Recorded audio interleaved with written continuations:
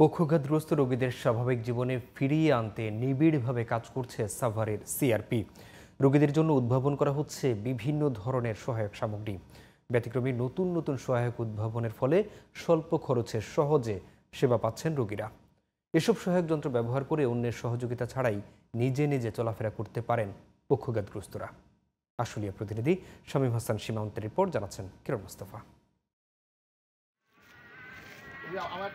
Doctor ভেলরি and টেলরের হাত ধরেই ১৯৭৯ সালে যাত্রা শুরু সাভারের গণকবাড়ির পক্ষাঘাতগ্রস্তদের পুনর্বাসন কেন্দ্র সিআরপির।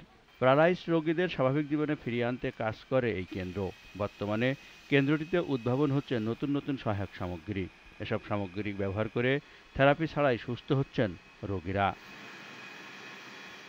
নতুন নতুন সহায়ক যন্ত্র আবিষ্কার করে সাড়া ফেলেছে প্রতিষ্ঠানের কর্মকর্তারা।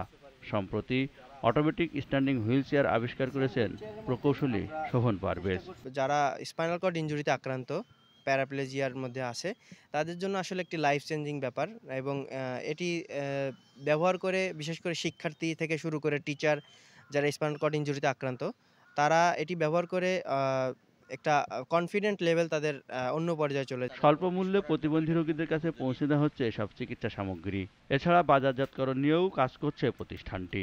সমাজের যারা দানশীল ব্যক্তি আছে তাদের চলার জন্য তারা যদি এই সমস্ত প্রতিবন্ধীদের ব্যক্তিদের একটু সহায়তা করে, কিছু গাড়ি তারা কিনে তাদেরকে সহায়তা করে বা তাদের চলার জন্য মানে পথ সুগমও করে দেয়, এটা তাদের জন্য অত্যন্ত সুন্দর একটা বিষয় হবে। প্রতিষ্ঠানের কার্যক্রম আরও গতিশীল করতে সরকারি সহায়তার পাশাপাশি সমাজের বিত্তবানরাও এগিয়ে আসবে, এমনটাই প্রত্যাশা সংশ্লিষ্টদের।